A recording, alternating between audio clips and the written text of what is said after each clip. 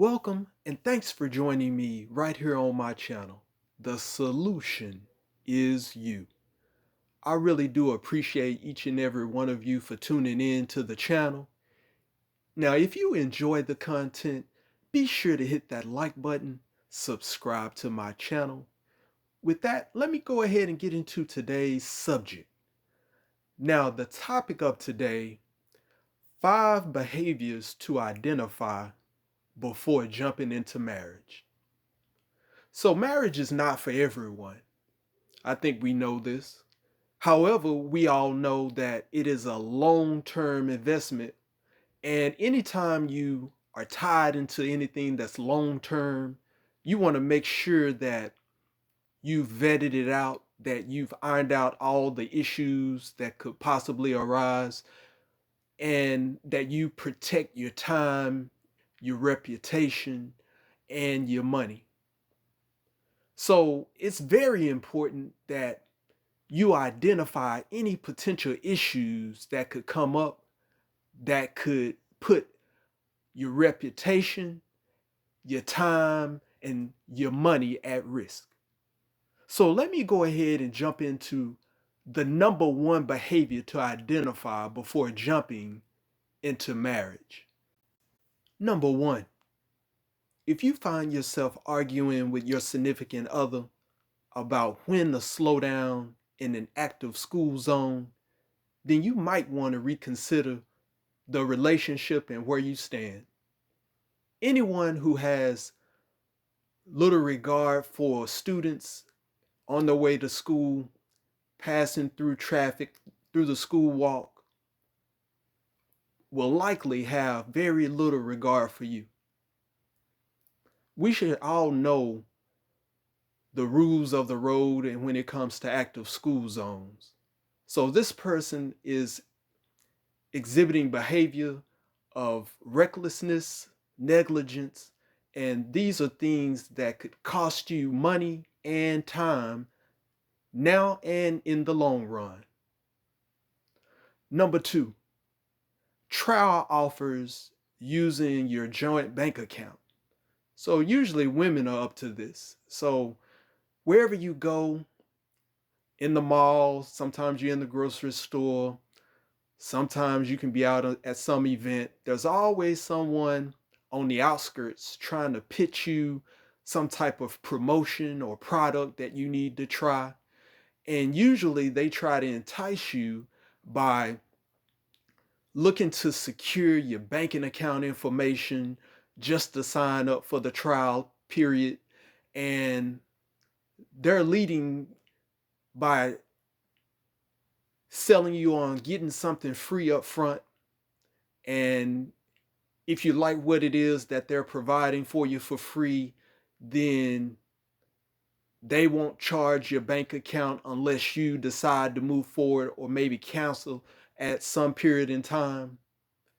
And a lot of times you may have your woman go in and take advantage of one of these promotions. So she signs up and she gives the banking account information. That means the account number and the routing number. And she's been told that in 30 days, all she has to do is just call up and cancel, and there's nothing else to do after that. So she hasn't communicated this information with you that she signed up, that she's given out the banking account information. And at some point, you could be out enjoying yourself. You could be at a club. You can be at some sporting event. You could be out at dinner, enjoying yourself with your boys or whatever. And all of a sudden, you get a negative $500 charge that comes across your phone. And so you want to know what it's all about. So you give her a call, and turns out it's some promotion or offer that she signed up for. This is something that could definitely rub you the wrong way and put a bad taste in your mouth about the non-communication and the willingness to give out private information for the sake of getting basically nothing. Me and you ever had that happen to you? where you have your woman signing up for everything that she sees. And it doesn't necessarily have to be signing up for something in person. It can be through some type of magazine or online ad or maybe over the telephone, just signing up for everything, giving out the banking account information with the hopes of canceling at some point later down the road and forget to cancel and you get your bank account hit with a charge, maybe two, $300, $400. Did that ever happen to you? So this is something that where communication is very important. And when we talk about tying the knot and getting into a long-term relationship, as such as marriage, a commitment, things like this have to be regulated. And like I say, communication has to be in place. There has to be some sort of boundaries and standards and understanding as to how you will move forward with dealing with salespeople. Number 3, multiple personalities. So this is for the men. So men, sometimes you are in a relationship with a woman that you really care about. I mean, this is a woman that looks so good and y'all have such a great time together. Every time y'all together, y'all have laughs and y'all go out and y'all eat great food and you're at the house chilling and telling jokes and watching movies and playing games and y'all take trips together. So this may be a person or woman that you've been out with or been together with for about 2 years. And I mean, y'all have just great chemistry. I mean, you could talk to each other about any and everything. But do you really know this individual? Now, if you've been together 2 years and everything has been smooth for you, fine. But then there are those men who have women that they see occasionally. So don't see them too much, but see them just enough, and when they do see them, the sex is good. I mean, the sex is very good. She's giving you massages and all of that is good. And then the next day, the police is at your house. You ever had a woman like that where the sex was good and everything seemed to be okay one moment, and then you find yourself almost going to jail the next moment? This could be a woman with multiple personalities. So what do I mean by multiple personalities? So this could be a woman where you're out at the grocery store. So you're out at the grocery store, you got your grocery cart, there's a lot of people inside the store, and you in the produce aisle. So, you're getting some carrots and some lettuce and everything that you need to make dinner for that night. And then all of a sudden, you get a phone call and it's your boy on the phone. So you're in the produce aisle with your girl, you get a phone call from your boy and you're on the phone talking, and she wants to know who it is and accusing you of talking to another female.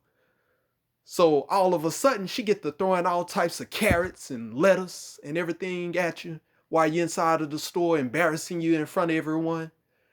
And you get off the phone with your boy, you're trying to calm her down, and she's steady throwing stuff at you. And so she kicks the cart and she storms out of the store. And this is a day where it's freezing outside. So it's about 30 degrees outside. And she takes off her coat and just starts walking. You ever had a girl like that, any of you? This is what I'm talking about multiple personalities. Somebody who just switch up on you out of nowhere. That throws tantrums. And you thought you really knew this person, or perhaps you were ignoring all the red flags that pointed that this person was unstable. Or just because the sex was good and y'all had great times, you ignored the tantrum throwing. Any of you been in this situation where one moment you were in the house and was having some great sex, and for some reason something happens and you decide your attention is somewhere else, and she gets upset, gets mad, and starts punching you, and all of a sudden the police have to come out to resolve the issue. This is definitely one that I know a lot of men get involved in. Some may be more severe, some may be a little bit more subtle, but this is something that I know definitely a lot of men deal with. And when you are in one of these situations, it's best not to even move forward. So, number 4 in the 5 behaviors to identify before jumping into marriage: a person who loses everything. So, this may be one that the women can relate to. So, women, you may have a man that is not that responsible when it comes to personal possessions. Every time you turn around, he's losing something. You always have to replace something that he has forgotten or has lost. So one day it could be the house keys. So you're at work and he's lost the keys to the door, and now you're getting a phone call because he can't get in. So he needs to meet you outside of the job to get the original key so that he can get a duplicate made. Or he's lost his wallet.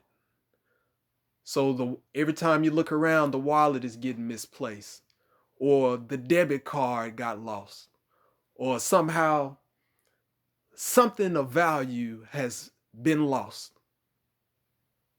It's just a matter of time before you find your bank account at a significant deficit because of the many things that have been lost over time of importance. Number 5, wrecking the car often. So, a lot of times, in depending on where you live, a car is a necessity.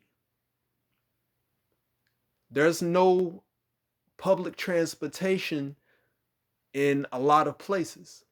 And so your car is one of your most prized possessions. So you have to take very good care of your car. And especially now if you have a used or a new car, prices are through the roof. So when you are with someone who does not take care of your ride, especially if you are a family and you have only one vehicle, and your significant other, every time you look around, the bumper done came off, or a side view mirror has fell off because of the reckless driving, not paying attention,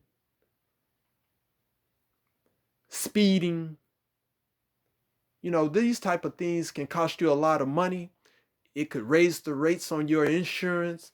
It could put you in a situation where you're being sued. You could find yourself in all sorts of trouble and out, out of all sorts of money, because depending on the severity, you may have to get into a rental car for who knows how long. You may be without a car at all, with your car being in the shop, and you may be at a time where money is tight, so you don't have the money to get a rental car. And if you decide to go with an Uber, that's going to cost you way too much money. So if you are with someone who's making poor decisions, who is not using good judgment and not using common sense when it comes to using your vehicle or the vehicle for the house, and going out and mismanaging the car, such as putting the incorrect oil, or not getting the oil changed, or not getting the proper work done on the vehicle.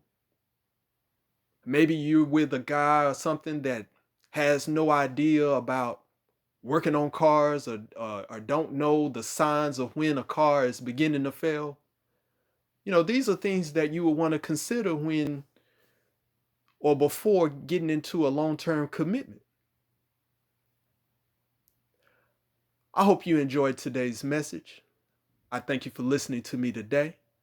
Please understand that the solution is you. With that, have a great day.